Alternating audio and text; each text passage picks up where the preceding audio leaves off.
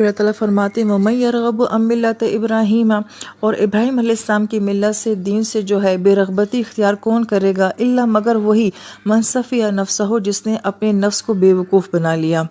اور صفی انسان کون ہوتا ہے؟ تو مفسرین کرام یہ فرماتے ہیں کہ جس کی شخصیت میں بڑا ہلکا پن ہوتا ہے، جس طرف موڑو ادھر مڑ جاتا ہے، ایک کی بات سنتا ہے کہتا ہے آپ ٹھیک کریں، دوسرے کی بات سنتا ہے کہتا ہے نہیں آپ ٹھیک کہہ رہے ہیں، جو اپنی عقل اپنی سوچ سے نہیں سوچتا، جو دلیل پہ غور نہیں کرتا، یا وہ شخص جو کہ جان بوجھ کے اندھیروں میں رہتا ہے، کسی بات کی حقیقت کو جاننے کی کوشش نہیں کرتا،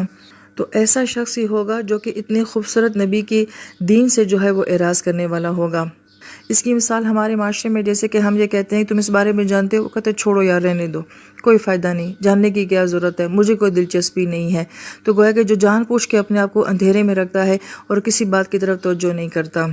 وَلَقَدِ اسْتَفَيْنَاهُ فِي الدُّنْيَا، بے شک ہم نے ان کو چن لیا تھا اس دنیا میں بھی، وَإِنَّهُ فِي الْآخِرَةِ، اور بے شک یہ وہ نبی ہیں جو کہ آخرت میں لَمِنَ الصَّالِحِينَ، صالحین میں سے ہوں گے۔ اب یہاں پہ ایک بات سمجھنی چاہیے کہ ہمیں جو درجے بتائے گئے ہیں اس میں سیکوینس یہ ہے کہ سب سے پہلے انبیاء آتے ہیں، پھر صدیق آتے ہیں، پھر شہداء آتے ہیں، اور پھر صالحین آتے ہیں۔ لہٰذا سب سے پہلے درجہ نبیوں کا ہے اور سب سے آخری درجہ ہے وہ صالحین کا ہے۔ تو ابراہیم علیہ السلام کو نبیوں والے درجے سے صالحین میں کیوں کہا جا رہا ہے کہ وہ صالحین میں سے ہوں گے؟ تو مفسرین کرام یہ فرماتے ہیں کہ